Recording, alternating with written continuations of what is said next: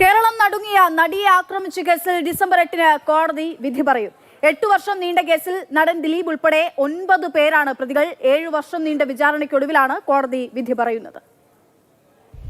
സമീപകാലത്തൊന്നും കേരളം ഇത്രയധികം ചർച്ച ചെയ്ത ഒരു ക്രിമിനൽ കേസ് ഉണ്ടാവില്ല. 7 വർഷത്തോളം നീണ്ട വിചാരണ നടപടികൾ, അത്യന്തം നാടകീയമായ സംഭവങ്ങൾ. ഒരു സിനിമാ കഥ പോലെ തന്നെയായിരുന്നു നടിയെ ആക്രമിച്ച കേസിന്റെ ഇതുവരെയുള്ള നടപടികൾ.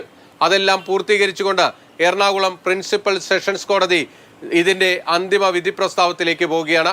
ഡിസംബർ 8 ഏറ്റവും നിർണായകമാകുന്നത് നടൻ ദിലീപിനെ സംബന്ധിച്ചിടത്തോളമാണ്. 8ാം പ്രതിയാണ് ദിലീപ്. കേസിൽ ഗൂഢാലോചന കുറ്റമാണ് ദിലീപിനെതിരെ ചുമത്തപ്പെട്ടിരിക്കുന്നത്.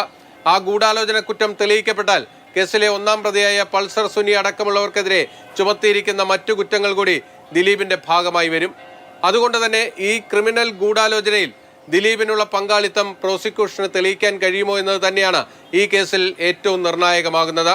സമീപകാലത്തൊന്നുമില്ലാത്ത രീതിയിൽ ഇതിന്റെ വിചാരണ നടപടികൾ നീട്ടിക്കൊണ്ടുപോയത് സുപ്രീം കോടതി വരെ നീണ്ട പല വ്യവഹാരങ്ങളുമാണ്. അതിനിടയിൽ സംവിധായകൻ ബാലചന്ദ്രകുമാറിന്റെ വെളിപ്പെടുത്തലോടെ ഇതിന്റെ തുടരന്വേഷണവുമായി അന്വേഷണ ഏജൻസി മുന്നോട്ട് പോയി. എന്തായാലും നമുക്ക് അടുത്ത കാലത്തൊന്നും ഇത്രയും സംഭവബഹുലമായ അല്ലെങ്കിൽ വിവാദങ്ങളിൽ നിറഞ്ഞ മറ്റൊരു കേസ് ഉണ്ടായിരിക്കില്ല. ആ കേസ് ഇപ്പോൾ വിധി പറയാൻ പോകുമ്പോൾ ഇതുവരെ നടന്നിട്ടുള്ള മുഴുവൻ സംഭവങ്ങളും കോടതി അടച്ചിട്ട മുറിയിലാണ് നടന്നിരിക്കുന്നത്.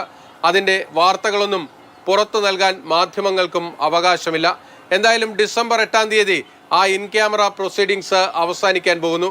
അതായത് തുറന്ന കോടതിയിലേക്ക് ഈ കേസ് വരും. കോടതി ആദ്യഘട്ടത്തിൽ തന്നെ ആരൊക്കെയാണ് കുറ്റക്കാരെന്ന് വിധിക്കാനാണ് പോകുന്നത്. അതിനുശേഷമായിരിക്കും മറ്റ് കുറ്റക്കാരാണെന്ന് കണ്ടെത്തുന്നവർക്കെതിരെയുള്ള ശിക്ഷാ പ്രഖ്യാപനങ്ങളിലേക്ക് പോവുക. അതെന്തായാലും മറ്റൊരു ദിവസത്തേക്ക് നീളാനുള്ള സാധ്യത തന്നെയാണുള്ളത്.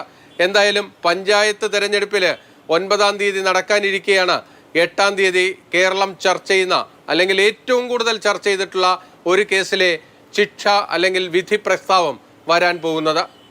കൊച്ചിയിൽ നിന്ന് ബിനിൽ, മാതൃഭൂമി ന്യൂസ്.